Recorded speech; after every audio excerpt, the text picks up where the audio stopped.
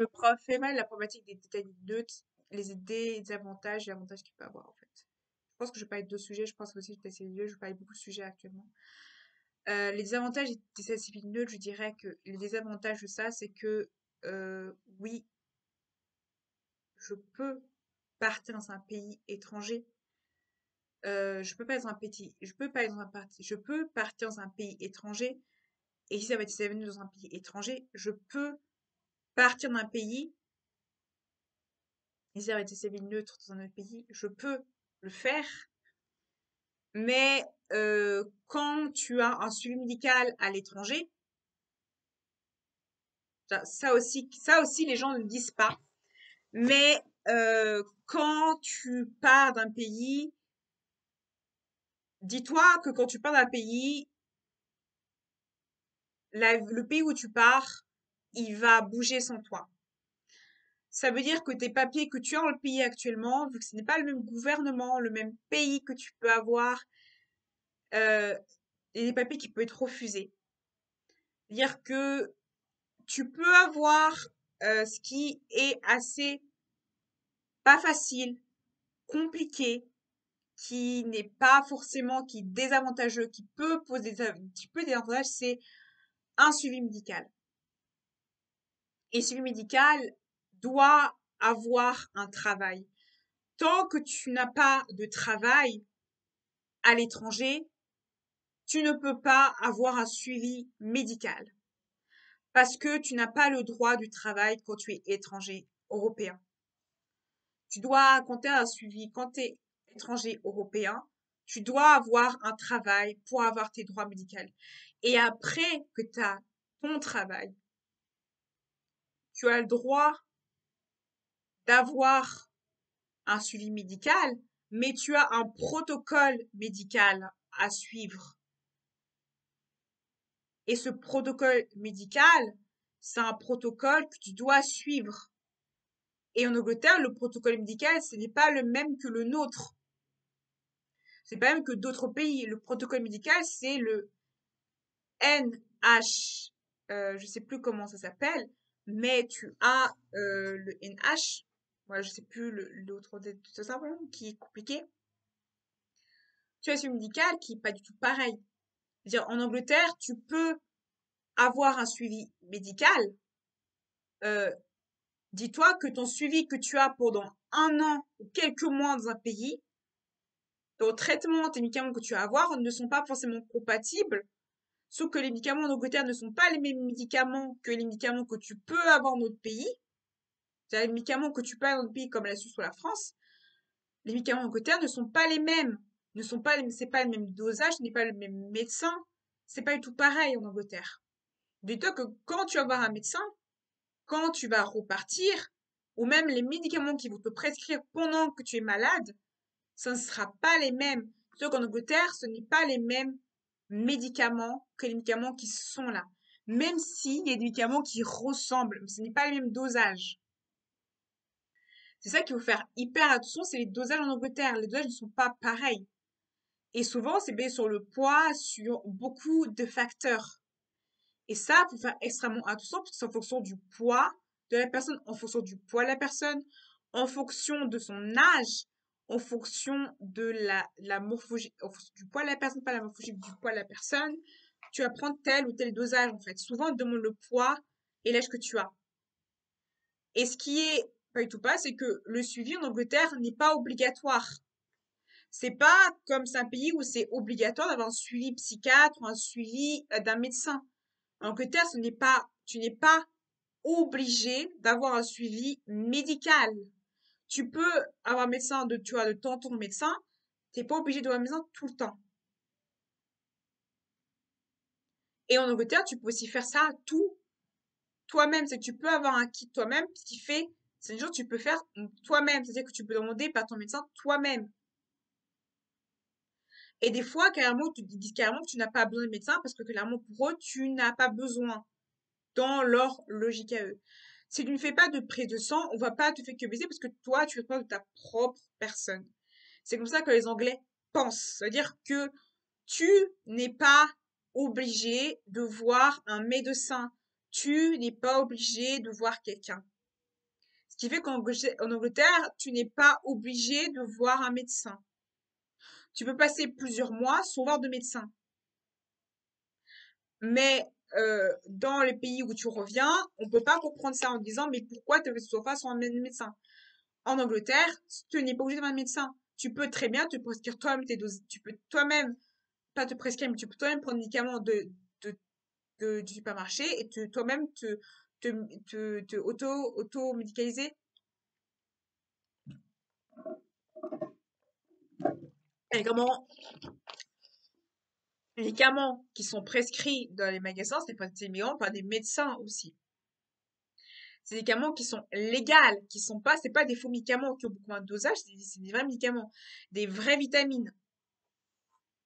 Ce qui fait que, oui, tu peux avoir un suivi médical, mais ce que je ne conseille pas du tout, c'est d'imaginer que dès que tu pars en Angleterre, tu auras un suivi complet, check-upé avec plein de check-up de ton suivi médical. Ce n'est pas le cas. Tu n'auras pas toujours de check-up de médicaments. Tu dois te gérer toi-même quand tu fais ton check-up médical. Les médecins ne vont pas te faire check-up en disant attention, t'as un suivi. Il faut que tu sois en avance pour voir. Tu as le choix entre le privé et le public. Tu as le choix entre un suivi individuel, un suivi non individuel. Et tu peux, avant ton étranger, avoir un interprète. Mais tout ça, c'est que quand tu as un travail. Et tant que tu n'as pas de travail, tu ne peux pas avoir un suivi médical. Et tant que tu vis dans le pays, tu n'as pas, tant que tu n'as pas de profit, tu peux pas avoir un suivi médical. Et tu n'es pas obligé de faire des prises de sang. Moi, j'ai fait une prise de sang, en fait. Et tu peux très bien passer 2 ans sans un suivi médical ou 3 ans, ça, tu n'es pas obligé. Et je sais que beaucoup de gens disent, ah, mais c'est scandaleux, quand t'es étranger, tu prends un médicament. Et je sais que très souvent, ces gens sont scandaleux en disant, oui, mais comment ça se fait qu'il n'y a pas suivi? Après, le, l'aléa d'un suivi médical étranger, voilà les déséffaits des suivi médical étranger, c'est que quand vous partez de ce pays pour revenir au pays où vous êtes d'origine, le suivi médical va être assez compliqué. Ça veut dire que ça va être compliqué parce que c'est un autre système. Donc, en fait, le système où vous avez vécu dans le pays où vous êtes parti, le pays où vous êtes parti, revenir au pays et montrer le système médical que vous avez, ça sera assez compliqué de voilà, le suivi médical était comme ça, c'est comme ça que j'ai pris le suivi médical, c'est comme ça que j'ai eu. Donc, c'est assez compliqué, en fait. C'est compliqué pour eux de recomprendre ce que tu as fait. C'est compliqué pour eux. C'est compliqué parce que pour eux, ils disent, voilà, elle a vu un médecin, le médecin a dit ça et ça et ça. Donc, même si c'est qu'une fois que vous avez pris cette pétition, c'est compliqué pour eux de comprendre quel médicament tu as pris. Et il faut comprendre ça que tu, quand tu pars à l'étranger, il faut se rendre compte que quand tu peux revenir, tu vas pas forcément être accueilli gratte ouvert en disant, voilà, t'es parti de mon pays, c'est bien. Il y a l'Angleterre,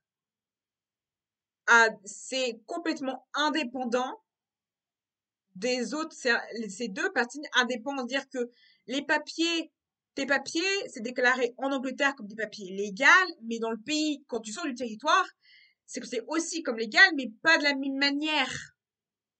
C'est ça qu'il faut imaginer, ce n'est pas la manière, c'est pas illégal comme même manière.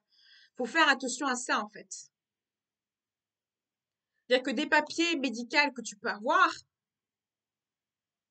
ça peut pas être facile. Et c'est ça qu'il faut dire. En fait, le suivi, par exemple, quand ton pays que tu partes, le pays où tu es parti et que quand tu reviens dans un autre pays, quand tu montres les papiers à un pays étranger, pour eux, c'est compliqué de comprendre comment on fait pour gérer les papiers médicaux et mes papiers administratifs. Il faut comprendre que ils vont faire une enquête, il faut appeler les médecins, ils vont appeler tout le monde de ton entourage, ils vont appeler les gens, les médecins que tu connais, tout ça. Mais pour eux, ce n'est pas facile. Et ils vont pas forcément comprendre tout et il faut être tolérant avec ça, qu'il faut comprendre que le pays où il faut comprendre que l'Angleterre, ils ne savent pas tout. Donc, ils ne connaissent pas le système, je fais par exemple le système suisse ou le système français, ils ne connaissent pas le système suisse ou français. Donc, il faut comprendre qu'ils ne connaissent pas tout, qu'ils connaissent certaines choses, mais ils connaissent pas tout. Et que certains, des fois, ils n'auront pas connaissance, qu'ils n'ont pas à connaître, ils disent, ah, mais comment je fais et tout ça. Et ça, il faut comprendre. Et je sais que beaucoup de gens ne comprennent pas ça en disant, ah oui, je comprends pas le système. Et c'est comme ça, il faut comprendre que le système n'est pas du tout le même système de santé. C'est pas le même système, ce n'est pas le même système de santé.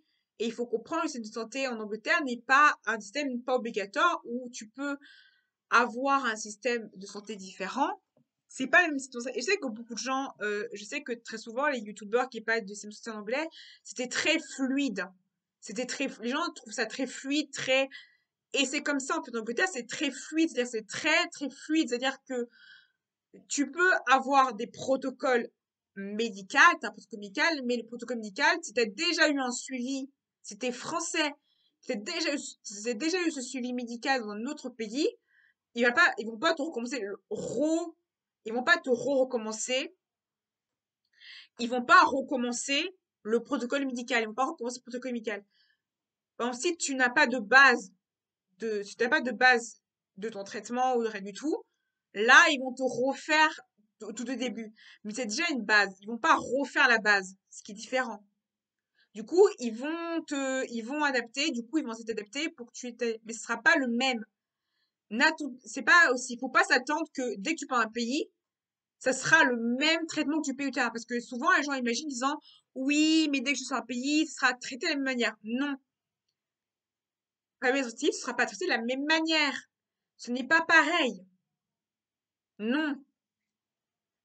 Et les papiers que tu as dans ce pays-là, dans le pays où tu vas revenir, ça sera pas de la même manière aussi. Donc, il faut te dire que dans le système anglais, c'est ça aussi qu'il faut dire, c'est que dans le système anglais, ce sera pas de la même manière que tu auras dans le système. Et c'est que très souvent, on n'explique pas ça aux gens. Il faut expliquer que non, quand tu penses à un pays, tu n'auras pas le même système de santé. Et que t'es déclaré comme ça en Angleterre, mais dans ton pays où tu es d'origine, tu n'es pas de la même manière. C'est ça que je veux dire. Par exemple, dans le pays où tu vas, voilà, ça aussi que je vais dire, c'est que tu changes de prénom. Dans le pays où tu es origine, tu as ce prénom-là, tu t'appelles mais dans le pays où tu vas revenir, ton pays, tu t'appelles, tu vas prendre ton nouveau prénom. Je veux dire, ou si jamais tu es déjà pas dans le pays, que tu as déjà un nouveau prénom, tu dois remettre ton nouveau prénom, c'est comme ça. Par exemple, tu peux très bien changer ton prénom, mais ça veut dire que dans le pays, si t'as pas de base, rien du tout, t'as pas médical, et que le pays où tu as fait toutes tes bases, que tu reviens dans le pays, tu n'auras pas la même base, en fait, dans le pays où tu vas aller. Là, je veux dire. C'est pas du tout pareil. Ce n'est pas du tout pareil. Tu ne peux pas comparer. Ça aussi, je veux dire, c'est que tu ne peux pas comparer une d'éducation scolaire. Ton éducation scolaire que tu as vécu, les cours que tu as vécu en Angleterre en Angleterre ou au Canada, les cours que j'ai eu au Canada, ce n'est pas les mêmes cours que j'ai eu dans le pays d'origine où je suis. Et je ne peux pas comparer les cours parce que ce n'est pas la même méthode. Ce n'est pas la même méthode et le diplôme que j'ai de la linguistique en Canada, c'est considéré comme différemment que au pays d'origine où je suis. Ce n'est pas du tout pareil. Donc, je ne peux pas comparer les deux comme, voilà, c'est la même chose, c'est le même truc. Ce n'est pas pareil. Ce n'est pas pareil. Je ne peux pas dire, voilà, ce pays-là, c'est parfait, ce pays-là est parfait. Mais justement, tu ne peux pas. Et le document que j'ai au Canada, ce n'est pas le même document que j'ai là. Ce n'est pas le même document. Et il y a une différence entre ce qu'on te dit dans le pays d'origine, ce qu'on te dit dans le pays même. C'est différent. C'est complètement différent. Ce n'est pas la même chose. C'est radicalement différent. Et après, ce que je veux dire, ce que je veux répéter, c'est que le système le système anglais, c'est pas le même système que le système francophone. Mais après, si vous avez des médecins qui sont d'origine anglaise et qui connaît le système anglais, vous pouvez demander à ces médecins-là en vous disant, voilà, voilà ce qu'il faut faire pour passer en Angleterre. Après,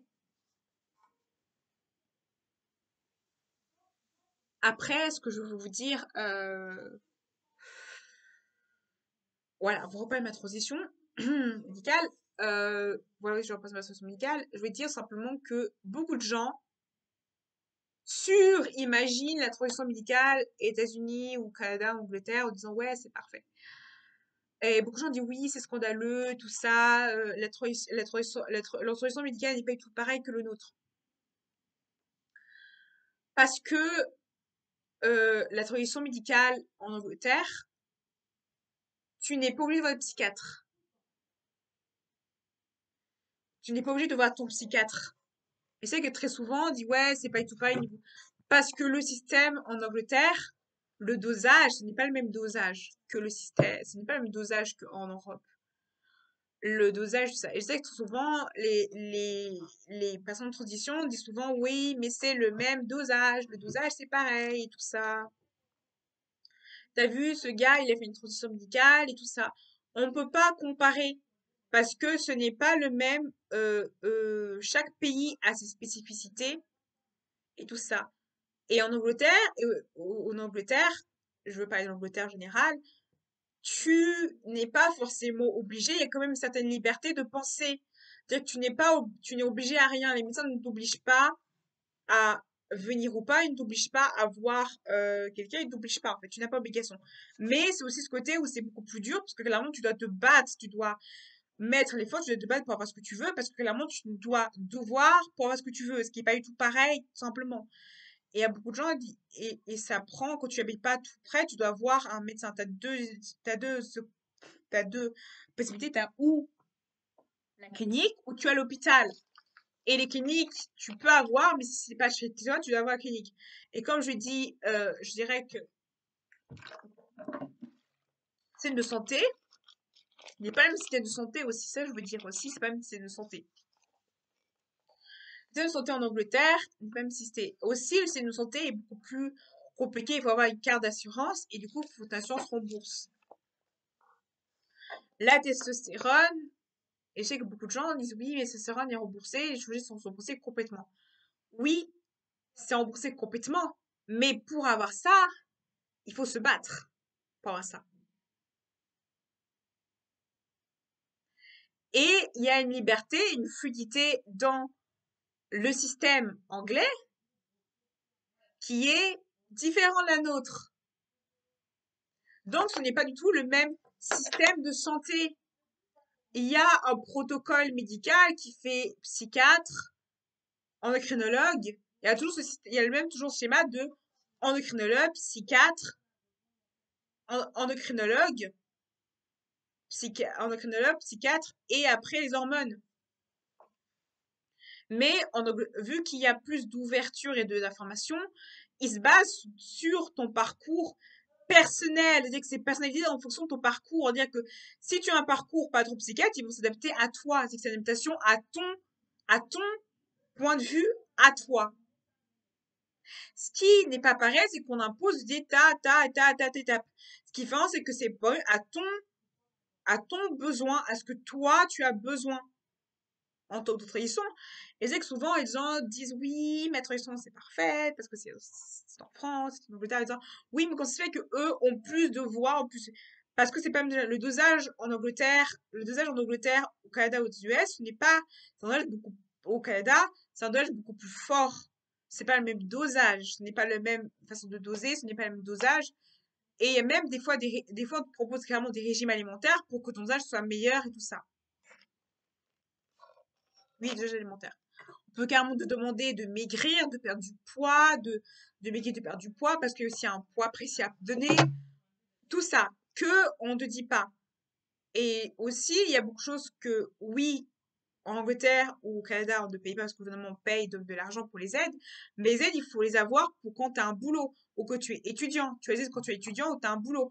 Quand tu n'as pas d'étudiant ou que tu as un boulot, tu dois tout payer toi-même, en fait. Tout doit être payé toi-même. C'est ça aussi qu'on n'explique pas, c'est que souvent, on n'explique pas que les spécialistes en Angleterre, au Canada, ça ne se donne pas comme ça.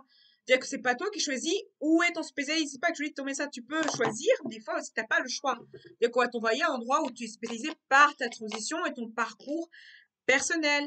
Et vu que c'est personnalisé, tu vas parler que c'est parcours personnel. Et que c'est en fonction de ton parcours, en fonction de où tu es, c'est en fonction de ton parcours médical. On va pas mettre un spécialiste bien, on va pas mettre un spécialiste comme ça. Même si c'est pas tout pareil. Et c'est pour contexter mon contexte, c'est que très souvent, on suridéalise la transition des queers, pas des queers, des US ou du US et tout ça. Mais ce n'est pas le même parcours. Parce qu'il y a une évolution. Et pourquoi l'évolution sur ça? C'est parce que pourquoi une évolution médicale? Parce que c'est pas du tout pareil. Et c'est pas du tout pareil parce que en Angleterre, ça peut vraiment être payé directement par le banquier, ça peut directement être payé en ligne directement.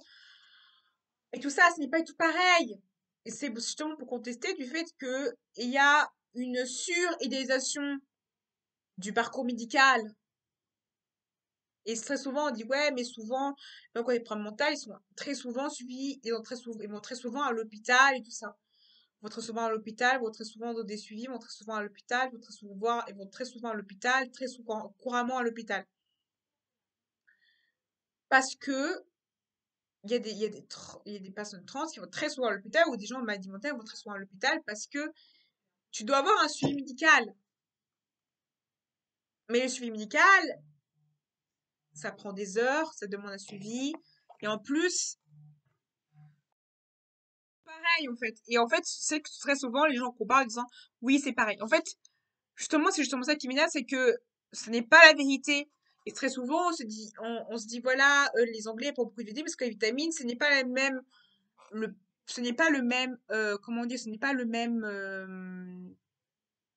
même ce qui est chirurgie esthétique, ce n'est pas le même mood. Tu peux faire une chirurgie esthétique, tu peux faire une chirurgie. Je dis pas que c'est plus facile de faire une chirurgie esthétique, c'est plus facile de faire les choses. Et souvent, tu dois payer toi-même une chirurgie esthétique si c'est pas assuré par l'assurance, si c'est pas un besoin, si c'est pas assuré. Tu peux être assuré et pas suivi esthétique, c'est plutôt pareil. Très souvent, il n'y a pas ce tabou des chirurgies esthétiques ou pas. Parce que ce n'est pas un tabou que tu as fait des chirurgies ou pas, que tu as fait chirurgie. C'est pas un tabou. Mais si c'est médical, tu peux avoir. Et ça, ce que je veux dire, c'est que très souvent, on idéalise en disant, ouais, les chirurgies, tout ça, oui.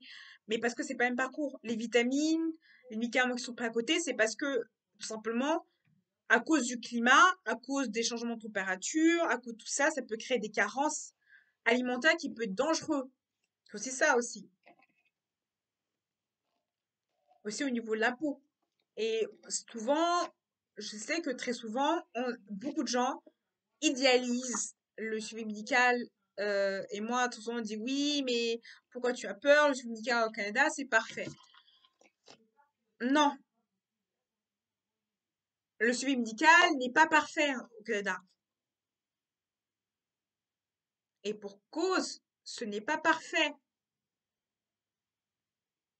Et pour cause, oui, voir un médecin, ce n'est pas parfait.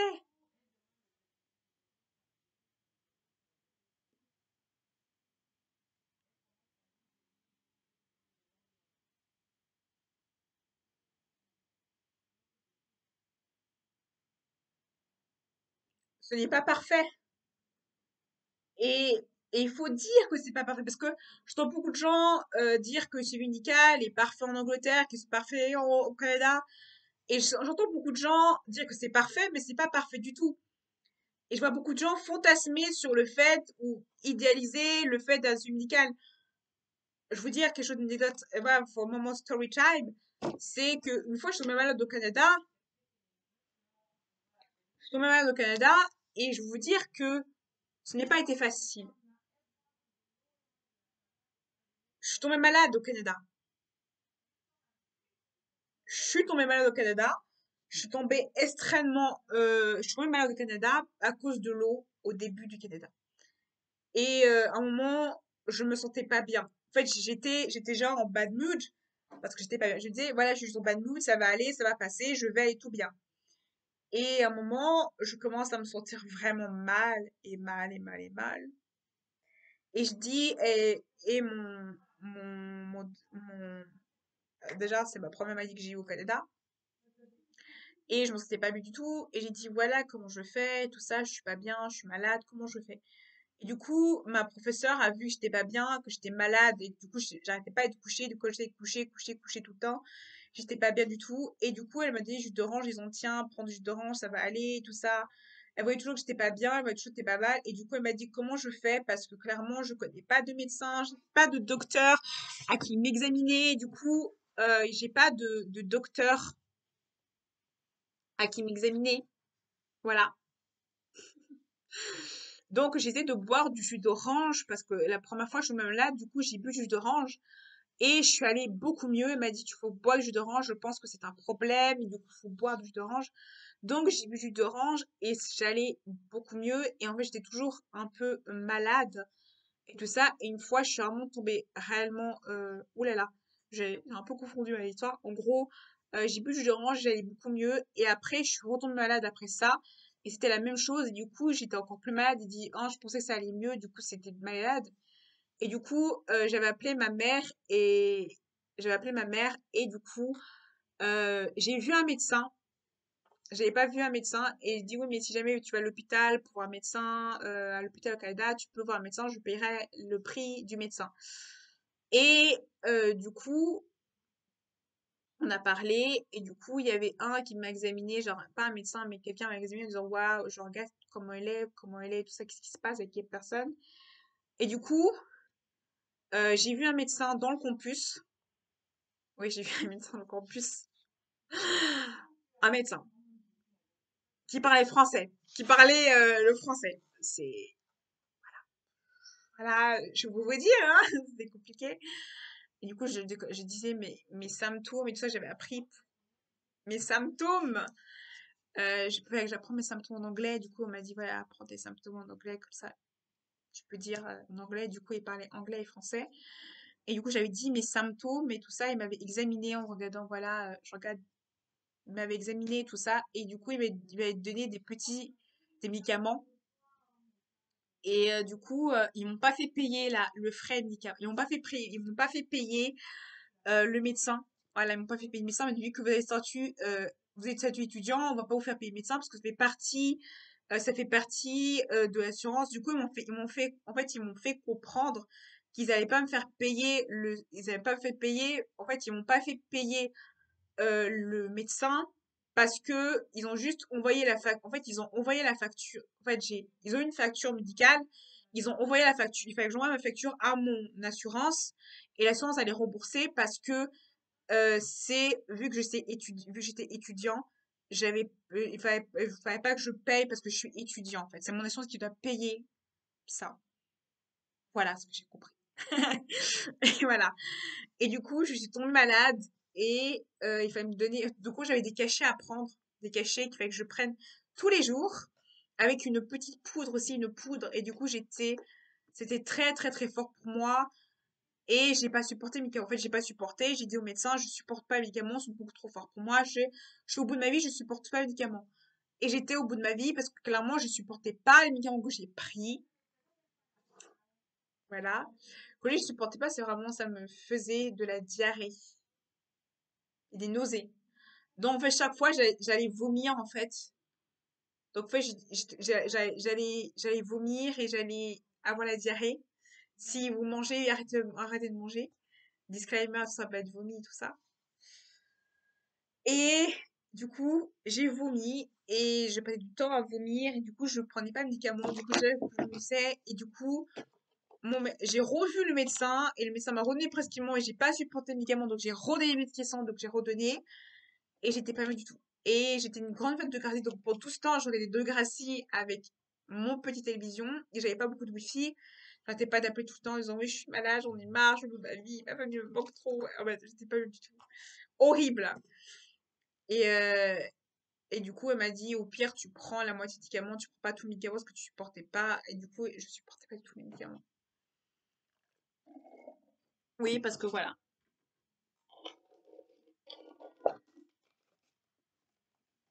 Et ma colocataire, elle n'était pas là, en fait. Elle était jamais là parce que moi, j'étais malade, du coup, j'étais pas du tout bien. Et, et en fait, on m'a mis dans une autre salle, en fait. C'est bizarre parce qu'en fait, j'avais une chambre avec colocataire et du coup, on m'a mis dans une autre chambre. Genre, j'ai toujours la même chambre, mais on m'a mis dans une autre chambre. Du coup, j'ai une autre chambre et du coup, j'avais à côté des toilettes. Et du coup, j'étais pas bien du tout. J'avais mes affaires, j'étais pas bien du tout. J'étais vraiment mal. En plus, j'étais couchée. J'étais couchée. En plus, j'étais dans comment dire, un dessus. Du coup, j'étais dessus. Et du coup, j'avais mal à la tête, j'avais la tête qui tourne, j'avais des vertiges, j'essayais de m'asseoir et j'étais pas bien du tout. Et c'était horrible. J'étais malade. Et j'ai complètement shooté aux médicaments. J'ai jamais été auto shootée par des médicaments. J'ai été shootée par des médicaments. J'ai shooté, c'est vraiment. On dirait que j'avais la tête qui tournait, j'étais confuse, j'ai dit des choses que je ne pensais pas, j'étais très énervée, tout ça. Et du coup, c'est vraiment pas bien du tout. Et en plus, je suis pas allée plusieurs fois en cours. Du coup, il y a des programmes que je n'ai pas fait parce que du coup, je savais les rattraper après. C'était génial. Oui. Et du coup, j'ai essayé de reprendre les cours, mais beaucoup trop tôt. L'erreur qu'il fallait pas que je fasse, j'ai commencé les cours beaucoup trop tôt. J'ai arrêté les cours. Enfin, j'ai arrêté les cours. J'ai recommencé les cours beaucoup trop tôt et j'étais encore malade. Encore malade. Et du coup, je suis retombée malade. D'une autre maladie. J'ai attrapé froid. Et vu que j'ai attrapé froid, du coup, on m'a redonné des médicaments. On m'a donné du Doliprane, mais du Doliprane. Et Doliprane avait un goût d'orange acide. On m'a donné du Doliprane à pas et goût et du Doliprane à l'orange et on m'a donné du Doliprane au citron. Voilà. Euh, Comment vous dire que j'ai vomi le Doliprane le premier jour, je ne l'ai pas supporté. J'ai vomi le Doliprane. On est tous les médicaments, je ne l'ai pas supporté. Et en fait, j'ai enchaîné les maladies, j'ai enchaîné les maladies. Après, j'ai attrapé froid. Après, j'ai commencé à avoir des mal de ventre. Oui, c'est parce que j'ai commencé à avoir des mal de ventre aussi. Et du coup, on m'a donné du Doliprane, un anti-vomitif. On m'a donné un anti-vomitif et du Doliprane pour éviter que je vomisse au Canada. Et je voyais le médecin et à un moment, le médecin, il en avait marre de moi. Et malheureusement, c'est ça, il avait pas marre de moi parce que clairement, donc le médecin m'a donné, du coup, j'avais une plaque de médicaments, j'avais beaucoup de médicaments, j'avais un anti-vomitif, un anti-diarrhée, c'est-à-dire un médicament contre la diarrhée, du néocitrane. Voilà, j'avais déjà eu du néocitrane pour les refroidissements et la fièvre, parce que j'avais de la fièvre aussi. Et j'avais les médicaments de base pour soigner ma maladie. J'avais tout ça comme médicaments. Vous imaginez les médicaments que j'avais? Donc j'avais une pute de médicaments et c'était compliqué à les prendre. En plus, c'est des médicaments qu'on ne pouvait pas du tout à un bon goût et c'est très fort. Du coup, pendant tout ce temps, j'étais shootée. Quand j'ai shooté, c'est vraiment, j'avais la tête qui tourne. Je dormais tout le temps. J'étais limite, je me réveillais comme ça, j'étais hyper faible. Je pouvais même pas me lever, je pouvais pas manger, je pouvais pas boire. En fait, je mangeais pas, je buvais pas. De base, il fallait que je bois, que je mange et je pouvais pas boire, je pouvais manger parce que j'étais tellement pris un médicament que j'étais assommée. Et en fait, à un moment, m'a dit, ma professeure m'a dit c'est plus possible, on peut pas la laisser comme ça. Ma professeure au Canada m'a dit c'est plus possible. En fait, du coup, le médecin m'a revu, il a vu que c'était encore pire qu'avant. Et il m'a dit oui, mais madame, il faut manger et boire en fait. Et du coup, elle m'a dit, il faut manger et boire. C'est important que vous mangez, que vous buvez le maximum d'eau. Parce que vu que vous êtes malade, il faut boire de l'eau et tout ça. On ne savait pas ce que j'avais, hein. Et il fallait que je boive, que je mange et tout ça. Et j'arrivais pas à manger. Parce que chaque que je mangeais, j'avais toujours... Déjà, j'avais un anti-vomitif. On m'a donné tout de suite un anti-diarrhée. Un anti-vomitif, un anti-diarrhée. On m'a donné aussi un contre le refroidissement. On m'a donné un contre la fièvre. Et je supportais pas ce médicament. C'est trop fort pour moi. Après, on m'a augmenté une dose, on me donnait une dose de cheval de médicaments et je supportais pas. Et du coup, euh, impossible de me lever. Elle me dit oui, mais il faut vous lever, faut vous. Donc, limite, je pouvais pas me lever, limite, je pouvais pas me lever, et tout ça. Et tout ça, c'était compliqué. Et en fait, limite, ma sœur est obligée de me prendre. Limite, à un moment, ma sœur, elle voulait me prendre et il fallait, elle me promène parce que c'était trop. J'avais un anti-vomitif. Il fallait que je prenne un anti-vomitif, tout ça. Et j'étais tombée malade au Canada et c'était dans un campus. Et vous imaginez, dans un campus, tomber malade dans un campus avec plein de monde, tout le monde part en cours. Toi, tu es seul dans un couloir avec plein de séances, c'était compliqué, hein. Ah, c'est compliqué. Et en plus, j'étais loin de ma famille, donc en plus, j'étais encore plus triste parce que je me disais, je suis au bout de ma vie, je suis au Canada. Et clairement, euh, et du coup, j'ai plusieurs fois vu j'ai plusieurs fois vu le médecin au Canada. Le médecin m'a pas du tout fait payer. Ils m'ont dit, ouais, même ça lui beaucoup de médecins, on va pas vous faire payer, c'est l'assurance qui va payer, c'est votre assurance qui va payer tout ça. Parce que vous êtes étudiant, vous avez pas du tout droit à le payer. Et du coup, j'étais en train de m'appeler tout le temps ma mère en me disant, je suis triste, j'en ai marre, les médicaments, j'en peux plus de médicaments. Et en fait, ils m'ont donné une dose de cheval, en fait. Ils m'ont donné les doses canadiennes, les doses qu'on donnait à des Canadiens. Et pas les doses pour l'étranger de Canadiens. Ils disent, ah, je comprends pourquoi j'ai été shootée comme ça.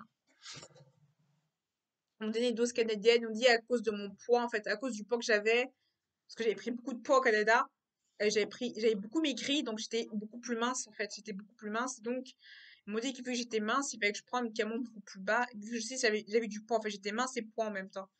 Et du coup, à cause de mon poids, il fallait me donner autant de médicaments que le poids qu'il fallait. Je vous promets, à cause de mon âge et mon poids, il fallait prendre tel genre de médicaments.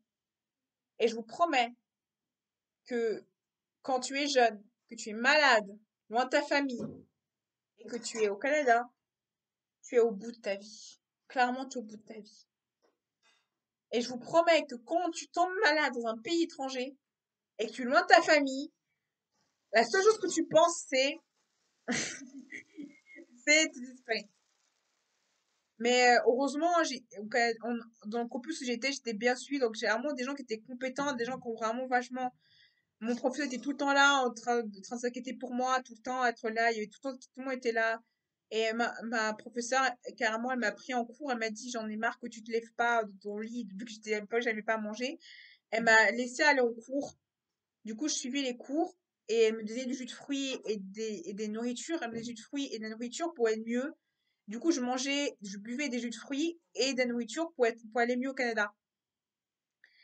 Et c'est justement ça, la morale de cette histoire, c'est simplement que euh, si j'étais pas été étudiant, j'aurais pas eu ces droits-là. C'est-à-dire que le fait que je sois étudiant, j'ai eu le droit d'avoir tout ça. Disez-vous que quand on n'est pas étudiant, quand on est étranger, sans comme ça, vous n'avez pas le droit de tout ça. Parce que vous êtes rapatrié au Canada. C'est pour ça qu'en fait, il faut avoir un travail, un boulot, un statut dans un pays pour avoir parce que sinon t'as pas de statut, t'as pas rien, tu peux pas, si tu es malade, tu es problème. Et moi, la deuxième fois que je suis malade, j'ai pas eu le droit, du coup, j'étais venue me débrouiller seule et c'est compliqué. Donc, je vous déconseille de ne pas avoir de contrat, parce que clairement, je suis tombée malade, j'étais malade, j'étais obligée de revenir dans un pays, je voulais revoyager pour voir la maladie, et après j'étais malade, je suis revenue dans le pays, j'étais bien. Et j'ai mal vécu. Clairement, j'ai très mal vécu parce que j'ai mal vécu. Quand j'étais au Canada, j'ai bien vécu parce que j'étais protégée, parce que j'étais étudiant. Mais quand dans un pays où que tu n'as pas d'études et que tu n'es pas considéré comme étudiant ou travailleur, quand tu es malade, tu es malade. Tu peux pas avoir des aides, tu es obligé de te débrouiller. Plus ces frais sont loin, plus c'est loin de tout ça, c'est compliqué. Donc vraiment, réfléchissez à ça. Et clairement, voilà, je déconseille. Je déconseille aux gens de dire ouais, mais c'est pas grave, c'est ton mal. Je veux dire, les gens qui n'ont pas vécu ça, ils ne savent pas ce que c'est d'être loin de sa famille et d'être malade. J'ai vécu ça deux fois. Deux fois, plusieurs fois au Canada, deux fois. Plusieurs fois au Canada, quand je suis malade, et une seule fois en Angleterre. Et je vous dis, ce n'est pas marrant. Ce n'est pas marrant de tomber malade plusieurs fois. Et je vous dis, il y a une énorme différence entre quand tu as un travail et quand tu n'as pas de travail. Une énorme différence. Tous les fois que je suis tombée malade au Canada, j'étais protégée, on m'a beaucoup aidée. Et les fois où j'ai pas été aidée, on m'a pas aidée. C'est aussi pour ça que je conseille de prendre des médicaments quand on est dans un pays. Il faut prendre ces médicaments qu'on a dans le pays. Parce que tu prends les médicaments, c'est galère. Après, c'est vrai que le Canada, comment dire, pas le consulat. il faut, certains pays vont accepter pas que tu prennes des médicaments. Par exemple, Canada, par exemple, des fois, dans l'aéroport, ils refusent. Si tu mets un sachet, tu peux refuser ou pas, il faut refuser. Mais après, prends des médicaments soi-même. Faut voir un statut au Canada. Si t'as pas de statut, tu n'as pas d'aide, tu n'as pas de médicaments. Donc, tu ne peux rien faire. Donc, c'est déconseillé. Donc, je te déconseille de aller au Canada et faire, OK, j'ai fini, c'est bon, c'est fini. Je te déconseille de faire ça. Ce que je te conseille, c'est quand tu pars au Canada ou quand tu pars au Canada ou en Angleterre, c'est simplement prends tes médicaments. Et quand c'est le contraire, quand tu es canadien et que tu pars en France, que tu pars au Canada, quand tu pars en France, pareil pour l'autre anecdote, quand tu reviens dans un pays comme l'Angleterre ou le Canada, prends le médicament du pays où tu es parti pour habituer aux médicaments d'abord. Parce que clairement, moi, quand je suis partie, le Doliprane, quand je suis revenue au pays où je suis actuellement, euh, le Doliprane d'ici, je ne supportais plus parce que le Doliprane en Angleterre n'est pas du tout le même Doliprane. Donc, je te conseille de prendre le Doliprane du pays où tu es parti et reprendre du pays où tu es revenu. C'est pareil pour les deux côtés, en fait. Parce que clairement, et c'est ce contraire aussi, je pense que c'est aussi le contraire pour les deux pays. Je pense que beaucoup de gens idéalisent. Je trouve que très souvent, les gens idéalisent l'Angleterre et le Canada en disant, ouais, le système de santé est parfait. Non, ce n'est pas parfait. Non, le système de santé canadien, anglais, britannique n'est pas parfait. Parce que très souvent, on dit, oui, le système de santé, ils sont tous parfaits, c'est génial. Non. Au contraire, le système anglais, britannique et américain, c'est merdique. C'est pire qu'ici. Vraiment, c'est pire. Le système est pire. Vraiment, je veux dire, c'est bien, oui, mais c'est merdique. C'est merdique. Et je veux dire que, vivant en Français en Suisse, vous avez la chance d'avoir un bon Suisse, parce que clairement, quand on est en Angleterre ou au Canada, tu morfles, David. Clairement, tu morfles. Clairement, je pense pas que vous êtes allé au Cameroun ou en Afrique parce que c'est pire, hein. Enfin, en Afrique, hein, euh, les Français et les Suisses, vous vous plaignez pas de cette parce que clairement, il y a des pays où c'est pire que ça. Réellement. C'est pire. C'est pire. Et après, je dis aussi aux Canadiens, ne vous plaignez pas que vous êtes santé canadien, parce que le système canadien est meilleur que le système de choses, quand même.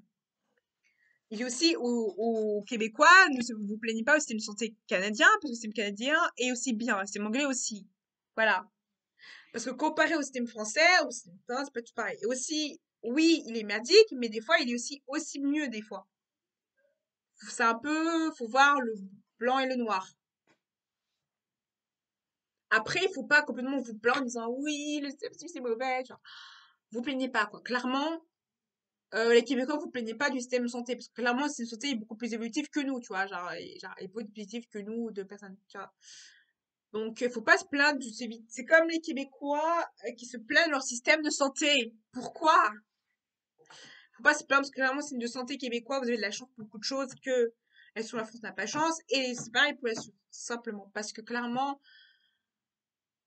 je vais dire ça, il faut pas vous plaindre quand même, hein, parce que beaucoup de gens se plaignent de leur système de santé en disant oui, c'est merdique.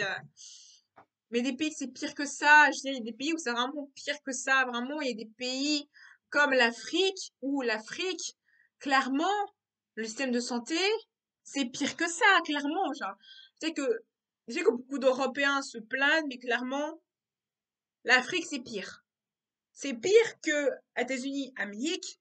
C'est pire que l'Asie, c'est l'Afrique. Clairement, entre l'Asie, l'Afrique et l'Europe, genre, l'Afrique, c'est le pire. J'ai un système de santé entre les trois pays l'Asie où j'ai visité, l'Asie, l'Amérique. Le pire système de santé que j'ai eu, ce n'est pas l'Asie, ce n'est pas l'Amérique, c'est l'Afrique, clairement. Donc, clairement, les Français et les Suisses qui font un commentaire, oui, mais le système de santé n'est pas bon.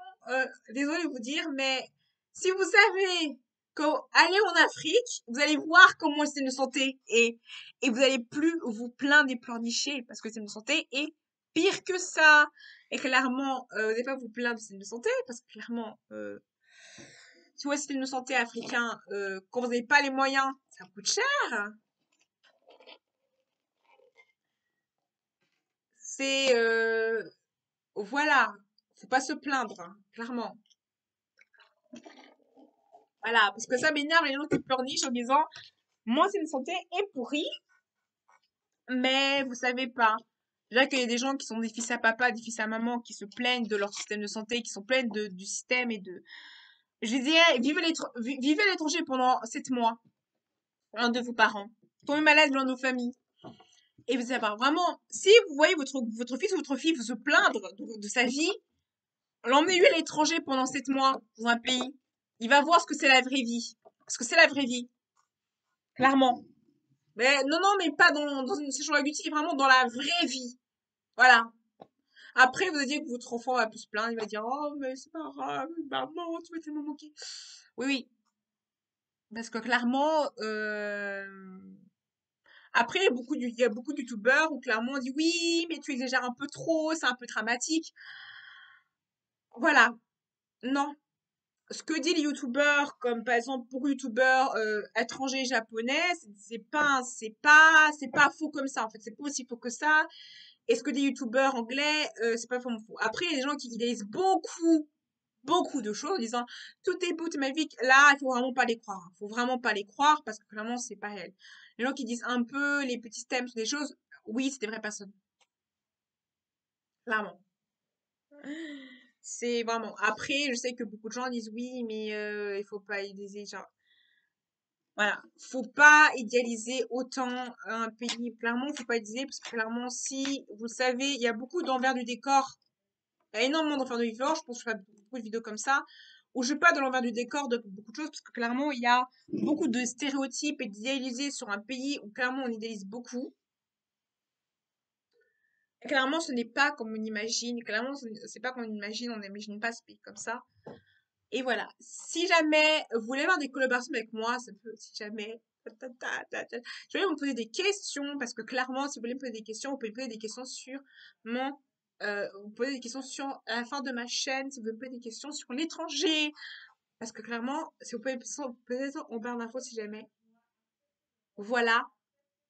Et je vais mettre mon email en barre d'infos si jamais, si vous voulez me raconter des petites anecdotes sur vos petits voyages, ce serait hyper sympa de raconter des anecdotes sur votre voyage. Parce que j'ai l'impression j'ai l'impression de parler à une caméra, mais pas parler à des gens. Donc, du coup, ça va bien avoir une interaction avec vous quand même, hein, les gens qui regardent, hein, parce que quand même, il y a pas beaucoup d'interaction quand même, hein. Pourquoi tout youtubeur a droit à une interaction sauf moi? Pourquoi?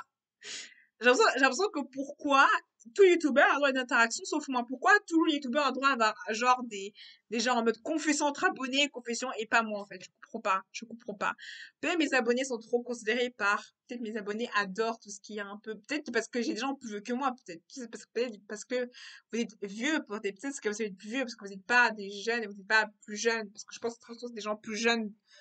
Je pense aussi à cause de ça. Peut-être c'est pas un jour de vous depuis tellement intéressant. Après, je suis désolée si, genre, c'est vrai que j'ai beaucoup promis, dans beaucoup de mes vidéos, j'ai promis de faire des vlogs vidéo, des vlogs voyage. Mais malheureusement, comme je vous le disais, c'est assez compliqué de faire des vlogs voyage avec le coronavirus. Et des choses comme ça.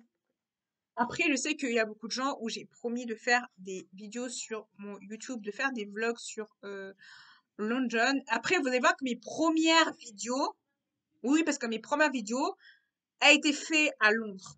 Si vous voyez pas, mes premières, mes toutes premières vidéos a été fait à Londres. Tous mes promesses de ma chaîne a été fait à Londres. Donc il y a beaucoup de choses que j'ai fait au début de Londres. Donc il y a beaucoup de choses que j'ai fait au début quand j'étais à Londres. Il y a beaucoup de vidéos que j'ai fait au début de Londres. Donc vous allez voir des petites partie des petites photos, des petites photos, des petites, pas des petites photos, peut-être des petites décors de Londres dans ma vidéo. En fait, il y a beaucoup des premières vidéos. En fait, ça, c'est quelque chose que je n'ai pas dit. Mais ma chaîne, en fait, ma chaîne YouTube a été créée à Londres. Voilà. Ça a été, la première vidéo a été faite à Londres et la chaîne YouTube a été créée à Londres. Tout a été créé à Londres. Ma chaîne de base est une chaîne anglaise. Voilà, c'est une chaîne franco-anglaise. C'est-à-dire que c'est une chaîne franco-anglaise où Londres, et il y a beaucoup de vidéos du début Angleterre. Il y a énormément de vidéos. Il y a énormément de vidéos qui a été fait à Londres du début. Donc il y a beaucoup de vidéos qui a été fait au début de Londres. Et c'est vrai que je suis désolée, genre, je dois encore dire désolée aux personnes qui me suivaient au début de ma chaîne, vraiment tout début de ma chaîne, où j'ai vraiment oublié. Et c'est vrai qu'il y a beaucoup de personnes qui suivaient mon routine à Londres, je pense. Je sais plus si c'est des abonnés, si j'ai pas été dans ma routine ou pas. Où je parlais très souvent de ma routine à Londres, de ma culture à Londres, tout ça. Ou tous les personnes qui me suivaient sur d'autres plateformes, que je parlais du Japon. Je suis désolée si j'ai pas fait de vidéo. Je suis désolée. Sorry. Sorry. J'essaie de me rattraper, hein. J'essaie de me rattraper, de refaire des vidéos Japon. Je sais. Je vais me rattraper. Je me rattrape sur ma chaîne vidéo. Je me rattrape complètement. Je vais me rattraper. C'est vrai que je n'ai pas fait de vidéo.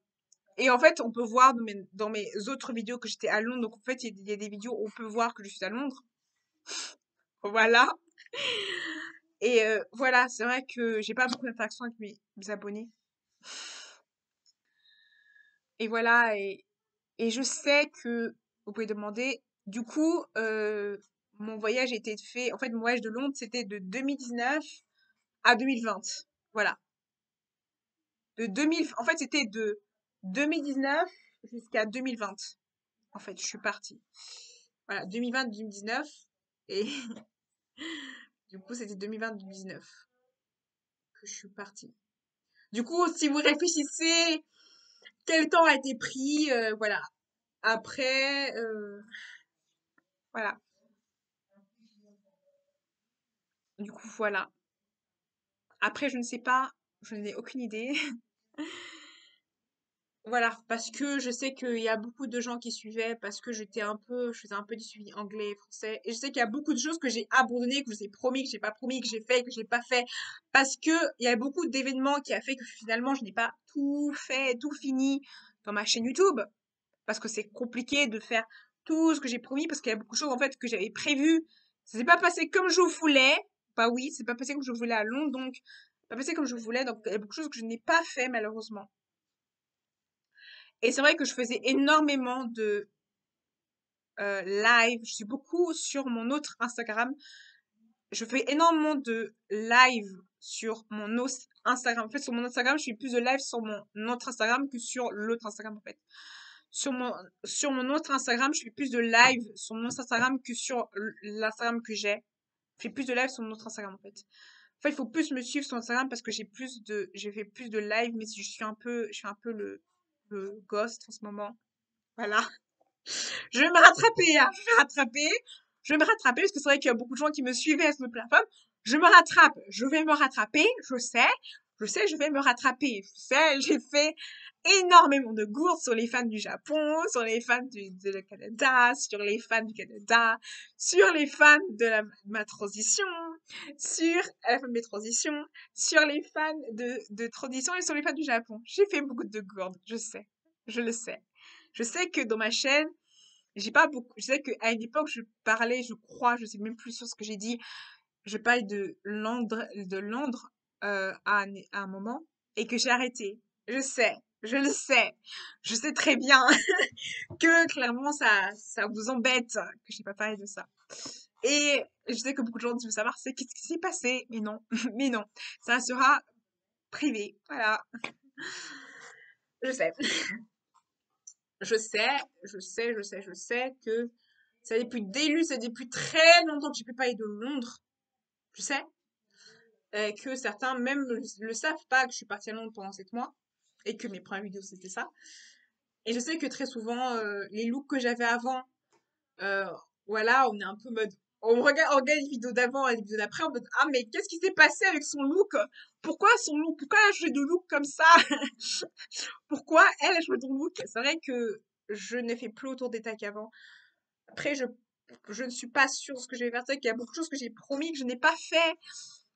Voilà. Et je suis désolée encore pour ça, parce que des fois, je me parle un peu trop et je fais beaucoup de... En fait, des fois, j'ai trop de choses dans ma tête, du coup, je ne fais pas tout ce que je voudrais dans ma chaîne. Et c'est vrai que, voilà. Ça, c'est mon énorme défaut. Je pense que c'est mon défaut, c'est ça, c'est que je promets trop de choses que je ne finis pas, finalement. Voilà. Voilà. Je crois que j'avais pas une vidéo de tatouage. Voilà, si jamais je me suis fait tatouer. Voilà. Oula. Oula. Je sais pas si vous voyez ou pas. Je me suis fait tatouer. Ça, je vous ai pas dit. Voilà, je me suis fait un tatouage. Voilà, nouvelle, je me suis fait tatouer. Ça fait plusieurs mois. Plusieurs mois que je me suis fait tatouer, ça fait plusieurs mois. Ah, je me suis fait tatouer. Voilà mon tatouage.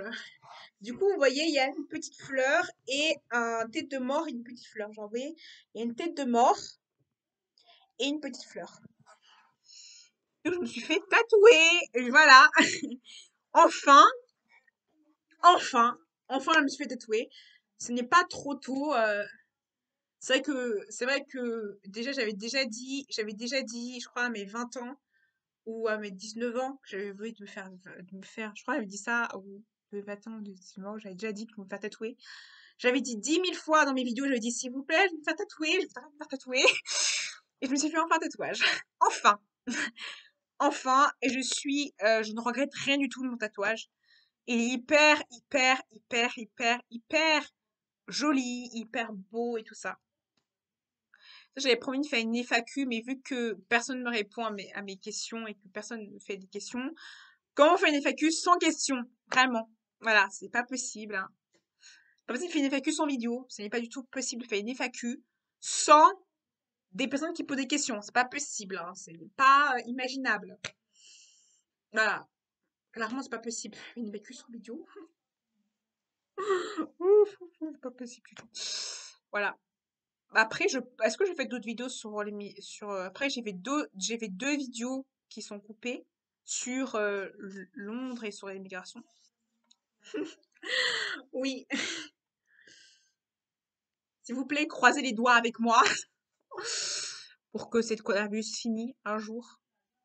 Voilà, j'espère que cette vidéo ça a plu. J'espère que cette vidéo vous a plu, vous a apprécié. J'espère que vous avez apprécié, même si j'ai l'impression de me répéter un peu dans mes vidéos. J'ai l'impression de me répéter 10 000 fois la même chose. Je sais que j'ai l'impression de me répéter dans mes vidéos. Mais c'est parce que je sais pas trop. J'espère que vous avez apprécié ma vidéo. Abonnez-vous à la chaîne. Mettez la notification parce que je vois que beaucoup de gens ne s'abonnent pas à ma chaîne. Petit coquin.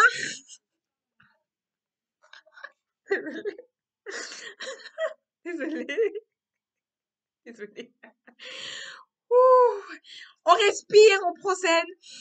Zen. Bon, alors, on reste zen. Moment relaxation. Touloulou. Moment relaxation. Moment de relaxation. Ok. Voilà. On va faire une tête de bitch. Voilà. Bon. On va faire le jugement. Si vous abonnez pas à ma chaîne. Ouais, on va faire le regard du jugement. Je sais pas comme tous les youtubeurs et j'arrive pas du tout en fait. Je sais pas du tout mon caractère. J'arrive pas. Comment font les youtubeurs pour demander que les abonnés s'abonnent? Alors, abonnez-vous à la chaîne. Faites faire la nouvelle modification. Oh, yeah! Voilà, après les modifications de la chaîne. Et on se dit à bientôt. On se dit à bientôt. On vous même pas de nom en fait. Vous avez même pas de nom en fait. C'est grave au fait pour tous ça fait un an ça fait depuis un an. Ça fait un an, hein. Ça fait déjà un an. Ça va faire 2 ans cette année. Pour des comptes, mais quoi les Pacifiques, ça va faire 2 ans qu'on est ensemble. 2 ans. Mais comment ça va faire 2 ans cette année? Ça va faire 2 ans cette année. On rendez compte que cette année, ça va faire 2 ans. 2 ans de YouTube. 2 ans, les gens. 2 ans que je suis avec vous et je connais même pas. Vous n'avez même pas donné de nom. Mais qu'est-ce que je suis grave. Clairement, il faut vraiment me punir là, clairement. Faut me punir. Voilà, on va faire une vidéo il faut me punir clairement, parce que clairement, je sais même pas vous dire de nom. Voilà. Tout le monde a des noms, par exemple les treats, les bijoux d'amour, ou je sais pas quoi, ou par exemple, beaucoup de gens ont des prénoms. Et moi, j'ai même pas de nom pour mes abonnés. Je suis grave. J'ai pas eu 2 abonnés en ce moment. C'est triste. C'est triste. Voilà. Les gens en récoltent des abonnés et moi j'en perds. J'ai même pas d'abonnés en fait. C'est fou. Genre, j'ai pas beaucoup d'abonnés. Mais c'est pas grave, on s'en fout, l'important c'est qu'on rigole tous ensemble et que vous avez rigolé dans cette vidéo, c'est ça qui compte, c'est qu'on rigole tous ensemble, c'est ça qui compte. On rigole tous ensemble, c'est ça qui compte le plus au monde, et que vu que je suis seule au monde, je fais des vidéos, et vu que je m'ennuie, je fais des vidéos. Oui, parce que voilà, c'est plus marrant de faire des vidéos que lire un livre et regarder YouTube pendant des heures et regarder. C'est plus marrant de faire ça que faire des vidéos YouTube, hein. C'est plus marrant. C'est plus funny, en fait, je dirais.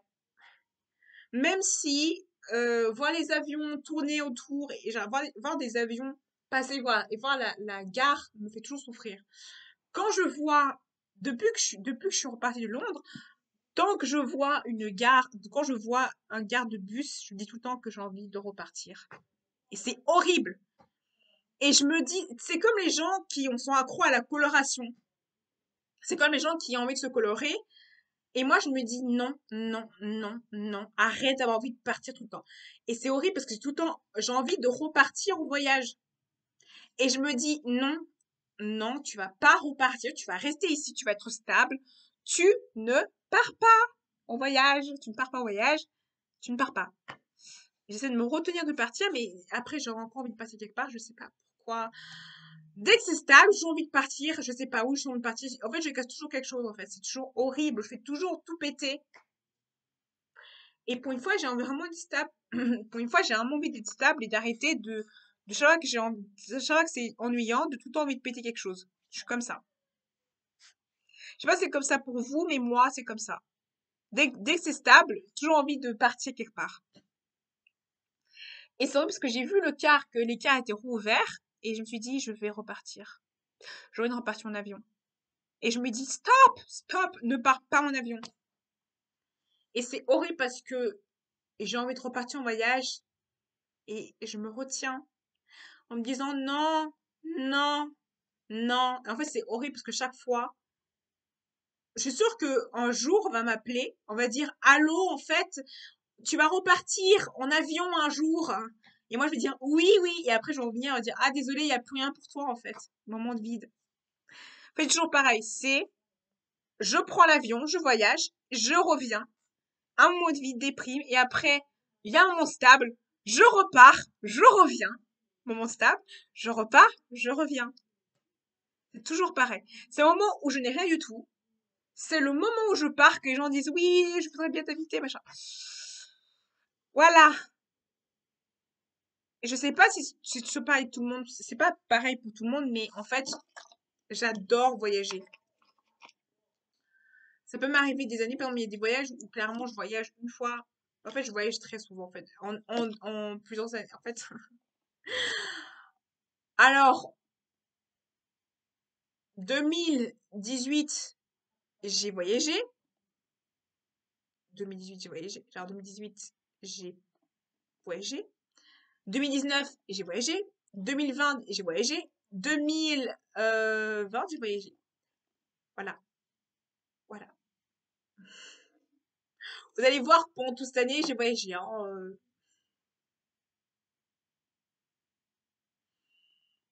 voilà. Bon, on va essayer cette année de limiter la licasse, hein. Je crois que il faut prier pour moi, ou je sais pas, il faut prier pour que j'arrête d'étape. En fait, je sais pas si c'est pareil pour vous. J'ai genre une question pour vous, c'est est-ce que ça vous arrive, même si vous n'avez pas écrit en barre d'infos, genre, est-ce que vous-même ça vous arrive d'avoir envie de voyager? Genre, vous dire que, juste envie de dire, voilà, je paie tout et je pars comme ça à one again. Je sais pas si c'est pareil pour vous ou pas, Mais des fois, j'ai envie de partir comme ça la one again. En mode, je pars. Je dégage de ma vidéo. Je dégage, en fait. Je pars, en fait. Et je sais pas, j'ai envie de couper les ponts avec tout le monde pendant 1 mois ou 2 mois et de repartir. Et c'est ça, le pire, c'est que, genre, je sais pas si c'est comme ça pour vous. Et c'est toujours pas, dès que c'est stable, j'ai toujours envie de partir. Et ça, c'est mon défaut, en fait. Chaque fois, en fait, je suis pas du tout stable. En fait, chaque fois, je passe d'une, en fait, je suis quelqu'un de complètement instable. Dès que je suis toujours à 10 000 projets, dès que je passe toujours à 10 000, je passe à un point à un autre tout le temps. Et du coup, j'arrive jamais à finir mon projet. Je finis les projets, mais du coup, je finis pas. Et en fait, c'est toujours pareil, en fait. Et je sais qu'à un moment ou un autre, je sais qu'à un moment ou un autre, je vais repéter un pas et je vais repartir. Toujours le moment où je dis ça, c'est le moment où je vais repartir. Des fois aussi, c'est le moment où je m'attends pas, où on me dit, allô, en fait, tu vas repartir au voyage, tout ça. C'est le moment où je suis stable, c'est le moment où on me demande de repartir au voyage. Vous voyez comment c'est toxique, en fait? C'est toxique parce que clairement, c'est toxique parce que clairement, c'est toxique parce que clairement, c'est le moment où je suis stable, c'est le moment qu'on me dit voyage. En plus, le pire, c'est que moi, je résiste pas. En fait, je suis pas en mode, je dis pas non, je dis toujours oui, moralement. Et je sais pas, mais je suis le genre de personne à avoir tout le temps envie de voyager. C'est vrai qu'à un moment donné, j'ai pensé à un moment, j'ai pensé à vivre de ça. Clairement, vu que je suis quelqu'un qui adore voyager, je me disais quel métier je peux faire. Elle me dit oui, artiste, c'est bien, parce que moi, tu peux voyager. Même si je fais beaucoup de peinture et que je suis peintre, ça m'aide pas vraiment à faire des voyages tout le temps, à être payée pour voyager. C'est vrai que si vous pouvez me trouver je sais pas vraiment, mais les gens qui font des voyages tout le temps, oui, c'est bien de voyager gratuitement dans un pays, mais du coup, tu voyages, je vais te payer, tu vois. Je vois beaucoup d'influenceurs, ils sont payés pour voyager, pour faire des choses, des voyages, tout ça, c'est hyper génial. Mais il y a aussi l'envers du cœur de voyage comme ça, en fait. Ça fait peur.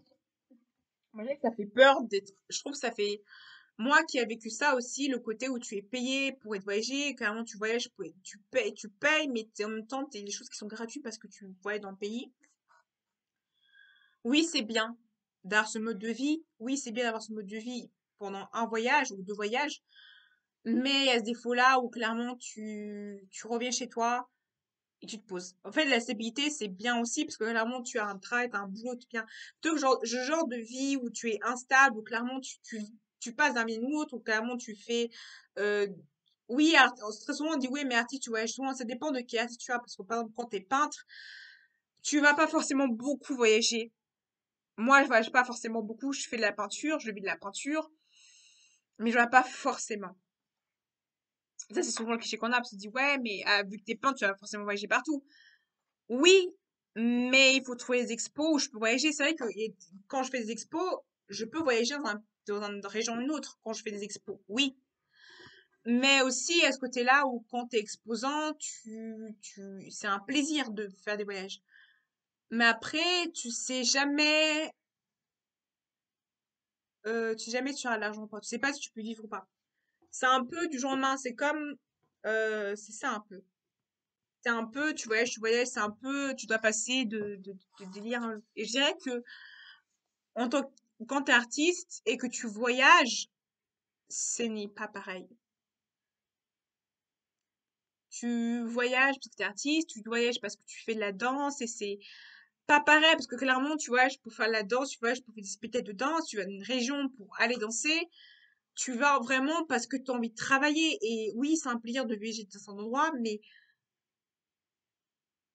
oui, tu voyages, tu as l'argent, tu vas dans des endroits magnifiques, dans des hôtels magnifiques, dans les endroits, oui, tu vas dans des endroits magnifiques dans les hôtels, mais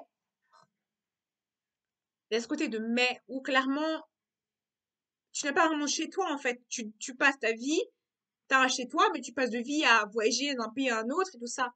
En fait, finalement, tu as une vie qui est, comment dire, qui est olé olé, quoi. T'as une vie, pas olé olé, mais t'as une vie où tu mélanges entre travail et plaisir. Et oui, c'est plaisant, c'est agréable, c'est super à vivre, mais il y a beaucoup de sacrifices à avoir. Il y a beaucoup de sacrifices à avoir parce que, bah, clairement, au niveau médical, au niveau d'un pays, je suis adaptée à un nouveau pays, tu es adapté à un nouveau truc, et c'est pas forcément facile. Et tu as pas ce côté, tu dois comment te détacher d'un pays, tu peux pas forcément détacher au pays, te dire, waouh, c'est beau, c'est magnifique, tu veux dire. Et c'est ça aussi qui fait, et je pense que quand être conférencier ou même que tu fais une ONG, c'est bien joli de faire ça, mais ça a des avantages d'être étranger. Et de ce côté-là, tu trouves un passeport correct, bien. Et je pense que être quelqu'un qui fait des voyages, c'est super, c'est génial, oui, c'est une super expérience. Moi, je conseille aux gens de faire ça, vraiment, des travails comme ça. Par exemple, quand tu es marine et que tu fais des voyages marines, même si je ne connais pas marine ou même comment on aimait voilà, je ne connais pas, mais tout ce qui est business, oui, c'est une très bonne expérience, c'est super de vivre une vie comme ça. Je dis pas que c'est pas une vie géniale, mais je dis que oui, tu peux avoir une famille, tu peux avoir un truc familial, mais ce côté-là, ou le côté négatif, t'as des côtés négatifs, comme le côté où financièrement, oui, tu as t'as une stabilité financière, tu as pas le problème financier, tu n'as pas de problème financier, tu n'as pas de problème financier, ni problème matériel, tu dois te décosser matériellement. Oui, mais il y a quand même ce côté où tu dois mettre à part des choses.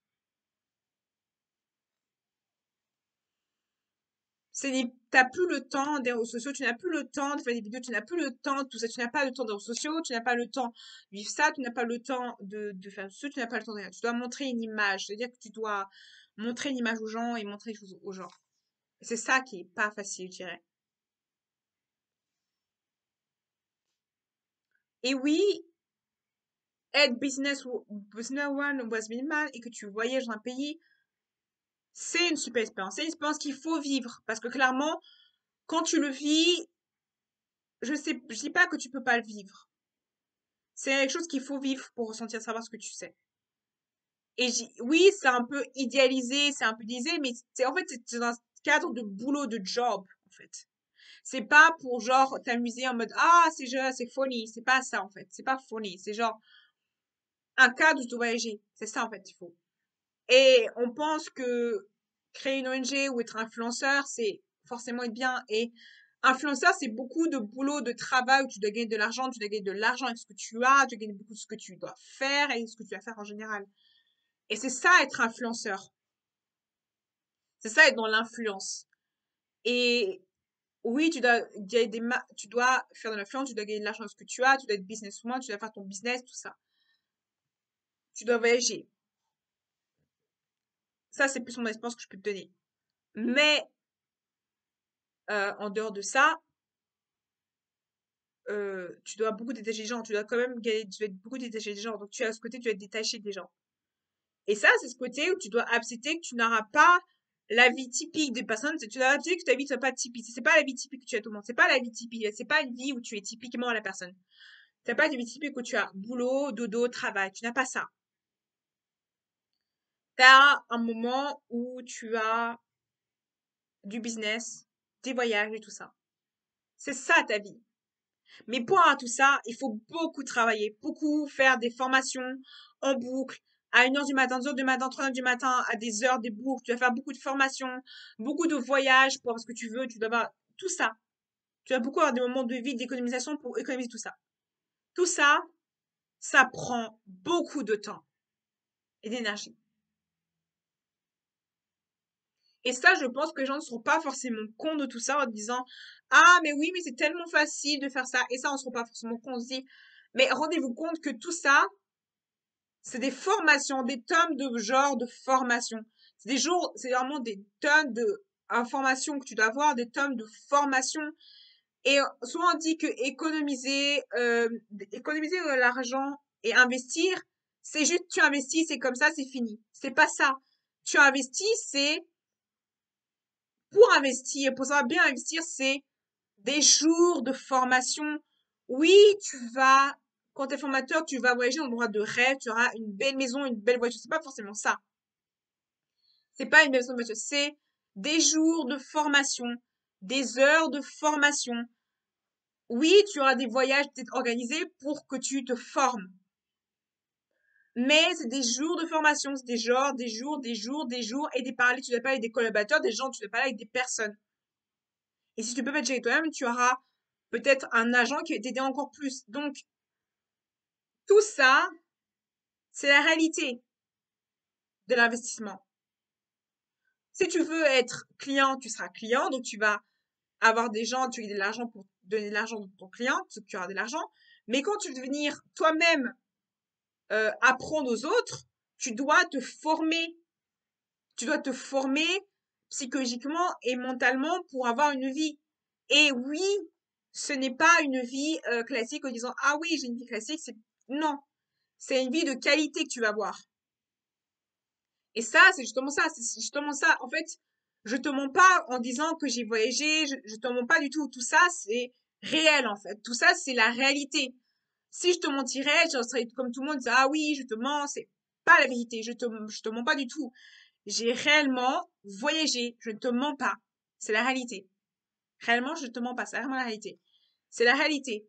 C'est la réalité. Et même dans le banking, dans l'investissement, même dans le e-banking, très souvent, on va te demander de voyager, de faire des formations. Et bien sûr, c'est la réalité.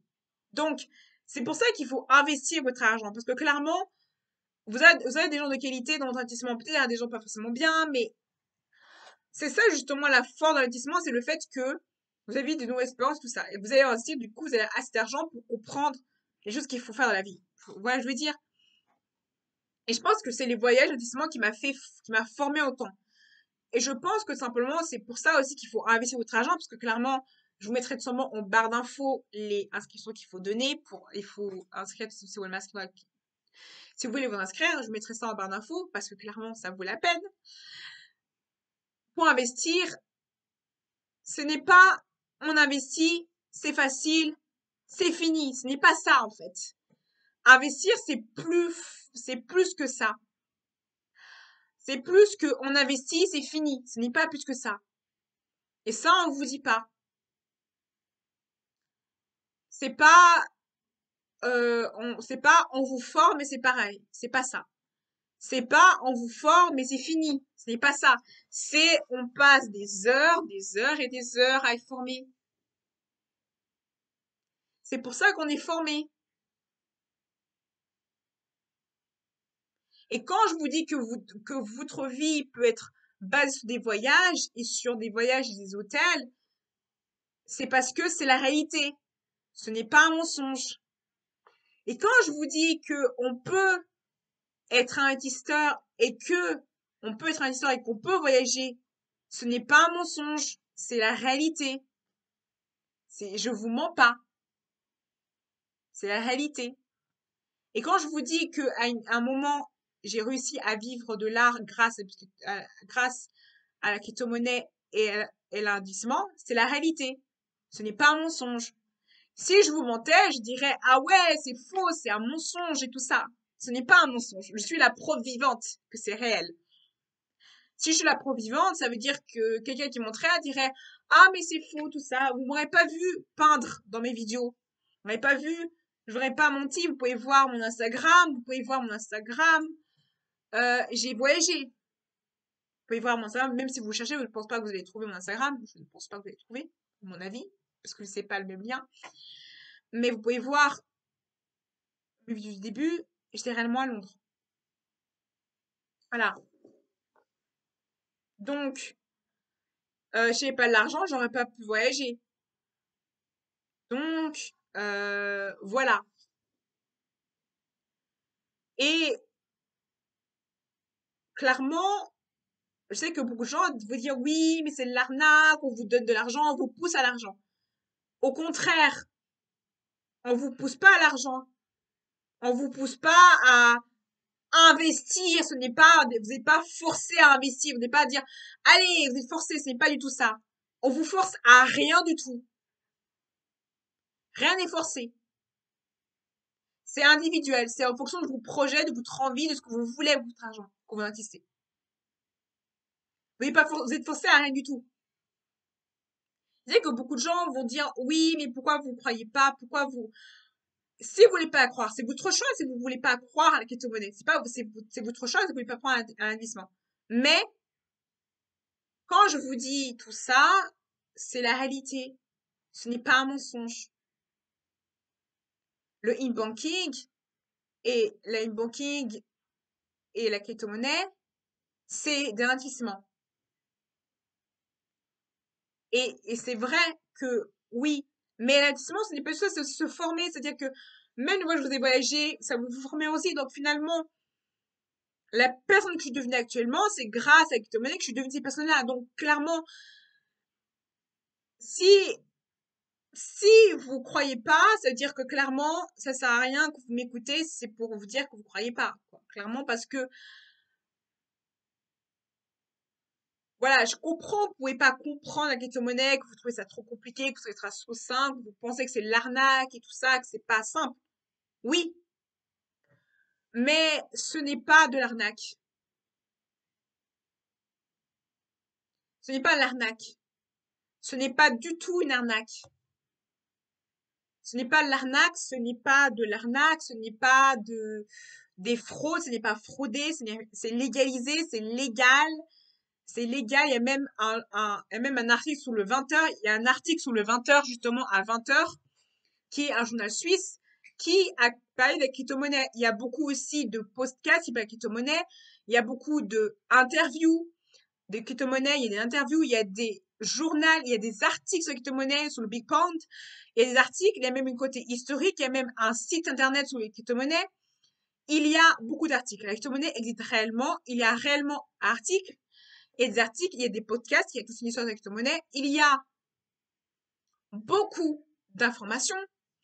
Il y a des infos sur ça. Il y a beaucoup, vous pouvez regarder la crypto-monnaie partout.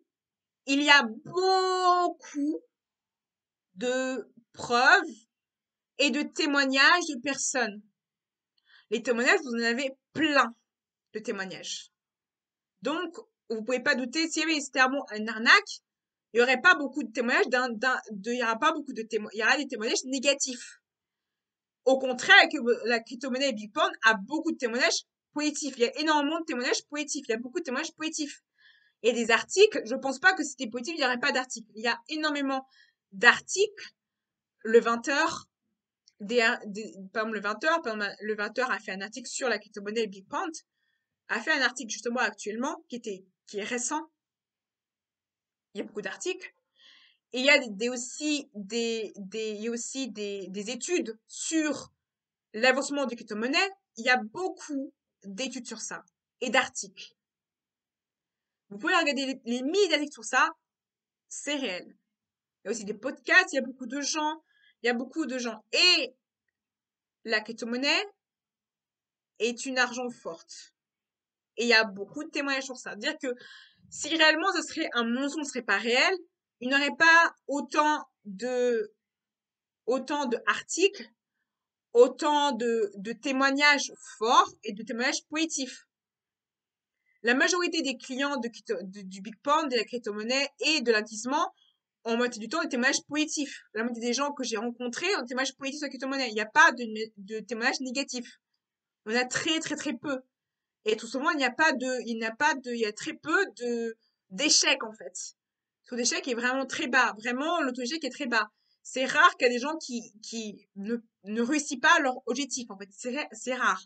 Donc, c'est très rare d'avoir un objectif. Donc, clairement, tout ça, ce n'est pas du fake news, c'est vraiment réel, en fait. Et c'est que, pour les gens sceptiques, il y a beaucoup, si vous mettez crypto-monnaie Bitcoin, vous allez voir que sur Google, vous allez avoir beaucoup de témoignages sur Google. Il y a même, Google ne ferait pas une page sur Wikipédia, sur beaucoup de choses, si c'était pas réel. Il n'y aurait pas de témoignages sur Google, il n'y aurait pas de témoignages sur Google si c'était pas réel, en fait. Parce que clairement, s'il y a des témoignages sur Google, s'il y a une page sur Google, ça dit que c'est réel. Ça veut dire que ça existe, en fait. C'est-à-dire que si vous êtes sceptique, pour gagner des milliers d'articles et même regarder dans le site spécial de crypto-monnaie, vous allez voir qu'il y a toutes les informations possibles sur l'histoire, sur les documents, vous allez voir aussi le site que vous avez en bas en barre d'infos et même, en barre d'infos, c'est juste pour s'inscrire, pour investir. Mais vous allez voir que la crypto-monnaie, et il y a toute une histoire sur ça. Si vous mettez crypto-monnaie histoire, vous allez trouver si c'était vraiment faux, si c'était vraiment fake. Il n'y aurait pas tout ça, en fait. Et je sais que beaucoup de gens sont sceptiques et il faut beaucoup, en fait, il faut pas écouter les rageux, en fait. Il y a beaucoup de rageux en crypto-monnaie, il y a beaucoup de gens qui ragent la crypto-monnaie et il faut pas écouter parce que clairement, ces rageux-là, c'est des gens qui ne sont pas objectifs, ils n'ont pas réellement été en crypto-monnaie parce que ce sont des rageux qui ne connaissent pas. Voilà. Vu qu'ils ne connaissent pas, c'est des rageux. Donc il faut pas écouter les gens qui sont des rageux parce que c'est des rageux, ils ne connaissent pas. Et il y a des rageux. Il y a quand même des gens qui ragent. Donc en fait, la réalité, c'est ça. Voilà. Après, en guillemets, c'est la réalité. C'est Pacifique et à bientôt.